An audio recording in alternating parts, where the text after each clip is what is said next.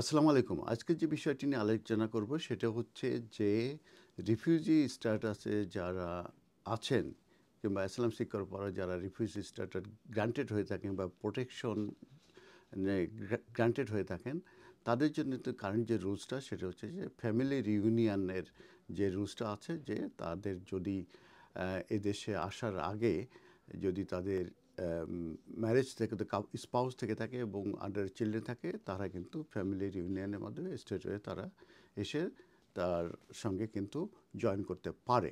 আর আমরা জানি যে সেপ্টেম্বরে কিন্তু এটা পুট অন হোল্ড করা হয়েছিল এবং বলা হয়েছিল যে এই আইনটা চেঞ্জ করা হবে, এই ফ্যামিলি রিউনিয়নটা চেঞ্জ করা হবে, চেঞ্জ করে এটার আরও কিছু রকমের রেস্ট্রিকশন আনা হবে। তো রিসেন্টলি আরেকটি বিষয় আমরা জানতে পারলাম সেটা হচ্ছে যে যারা অ্যাসাইলাম গ্রান্টেড হবে তারা no longer be given the golden ticket of settlement and family reunion rights. এই কথাটি রিসেন্টলি আমাদের প্রাইম মিনিস্টার কিয়ার স্টারমার উনি বলেছেন। উনি বলতে চাচ্ছেন যে যারা এদেশে অ্যাসাইলাম গ্রান্টেড হবে তাদেরকে গোল্ডেন টিকিট দেয়া হবে না এই সেটেলমেন্টের জন্য এবং ফ্যামিলি রিউনিয়নের রাইটের জন্য। তার মানে আমরা এর আগে এটা কিন্তু পুট অন হোল্ড ছিল, পোস্টপন্ড ছিল। এখন আমরা যেটা জানতে পারছি যে যারা সাকসেসফুল হবে, রিফিউজি স্ট্যাটাস পাবে, তাদেরকেও এই আর্ন সেটেলমেন্টের ভিতরে কিভাবে আনা যায় সেটা নিয়ে কিন্তু চেষ্টা করা হচ্ছে এবং এই যে অটোমেটিক্যালি যে ফ্যামিলি রিউনিয়নের মাধ্যমে যে তাদের যে স্পাউস কিংবা আন্ডারে চিলড্রেন থেকে আনা যায় সেটার ব্যাপারেও কিন্তু রিকনসিডার করা হচ্ছে এবং এটা বন্ধ করার জন্য কিন্তু একটা চিন্তাভাবনা করা হচ্ছে। তো এই ক্ষেত্রে যে প্রাইম মিনিস্টার উনি এই ব্যাপারে ডিসকাস করতে চাচ্ছেন যে ইলিগাল যে মাইগ্রেন্ট আসছে এদের ব্যাপারে উইথ ইউনিয়ন যে লিডার্স আছে তাদের সঙ্গে এবং নাম্বার 10 তারা আউটলাইন করেছে একটা প্ল্যান সেটা হচ্ছে two strive successful claimants of the right to automatically invite spouses and children to join them.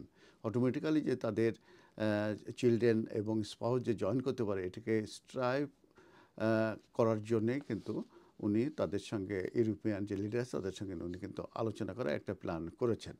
তো এই ক্ষেত্রে যেটা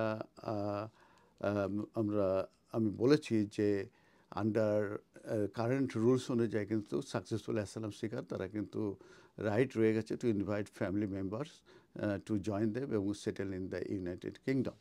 তো নিউ পলিসি যেটা এটার অর্থ এটাই দাঁড়াচ্ছে যে তারা যদি অ্যাসাইলাম গ্রান্টেড হয়ে থাকে তাহলে সেক্ষেত্রে they will receive less protection means আমি যেটা বলেছি যে তাদের সেটেলমেন্টের ব্যাপারে তারা রিথিঙ্ক করছে কিংবা অটোমেটিক সেটেলমেন্ট দেওয়া হবে না, তাদেরকে আর্ন করতে হবে, যেটা অলরেডি আমরা আমাদের হোম সেক্রেটারি শাবানা মাহমুদ বলেছেন যে এটা 10 ইয়ার্স করা হবে এবং এটা আর্ন করতে হবে। তার মানে তাদেরকে কন্ট্রিবিউশন করতে হবে সোসাইটি, তাদেরকে ট্যাক্স দিতে হবে, তাদের ক্রিমিনাল কনভিকশন থাকতে পারবে না, তারা বেনিফিট নিতে পারবে না। এইসব বিষয়গুলো যদি থাকে তাহলে তারা আর্ন সিটিজেনশিপ পেতে হতে হবে এবং একটা সময় যেয়ে তারা কিন্তু সেটেলমেন্ট পেতে পারে। তা নাহলে সেটেলমেন্ট পাবে না। এই ধরনেরই মূলত বোঝা যাচ্ছে এবং এটা 10 ইয়ার্স করার জন্য কনসালটেশন দেওয়া হবে আগামী এই এন্ড অফ দিস ইয়ার। তো যেটা বলছিলাম যে স্টারমার উনি কিন্তু সিরিয়াস প্রেশারে আছে নিজের পার্টির ভিতর থেকে, কারণ আমরা জানি যে নাইজেল ফারাজ কিন্তু বিভিন্ন রকমের এই মাইগ্রেশন কন্ট্রোল তার ভিতরে যে এই আইলার তারা স্টাইপ আপ করবে এবং যারা ভবিষ্যতে আইলার পাবে সেটাও আইলার দেওয়া হবে না, 5 ইয়ার্সে তাদের ভিসা দেওয়া হবে, এইসব কিন্তু উনি বলেছেন। তো ওইটাকে চ্যালেঞ্জ করতে যে ইলেকটোরাল যে থ্রেট যেটা মানে ভোটের যে থ্রেট এটা চ্যালেঞ্জ করা যায় কিন্তু এই চেঞ্জগুলো করা কিন্তু আমাদের প্রাইম মিনিস্টার সহ আমাদের নতুন যে হোম সেক্রেটারি তারা কিন্তু সিরিয়াসলি চিন্তাভাবনা করছে।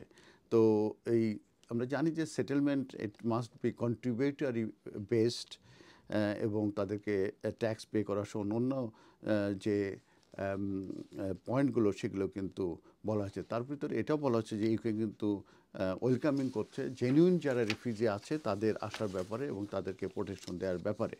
এবং আমি বলেছি যে সেপ্টেম্বরে কিন্তু এই যে গভর্নমেন্ট কিন্তু সাসপেন্ড করেছে ফ্যামিলি ইউনিয়ন রুটটি এবং একটি পরিসংখ্যানে দেখা গেছে যে গত জুনে 2025-এ প্রায় 2817 ফ্যামিলি রিউনিয়ন ভিসা কিন্তু গ্রান্ট হয়েছে।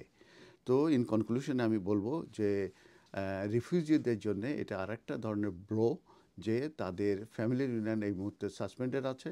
এর সঙ্গে তাদেরকেও, যেহেতু তারা 5 বছর পরেই যেহেতু সেটেলমেন্ট পেয়ে যায়, তাদেরকেও এই আর্ন সেটেলমেন্ট ভিতরে আনা যায় কি না, এবং তাদেরকে সে ব্যাপারেই মূলত এই আমাদের প্রাইম মিনিস্টার ঘোষণা দিয়েছেন এবং বলতে চাচ্ছেন যে তাদেরকে গোল্ডেন টিকিট দেওয়া হবে না, অর্থাৎ এটা অটোমেটিক হবে না, তাদেরকেও আর্ন সিটিজেন আর্ন সেটেলমেন্টের আওতায় আনা হবে। ধন্যবাদ।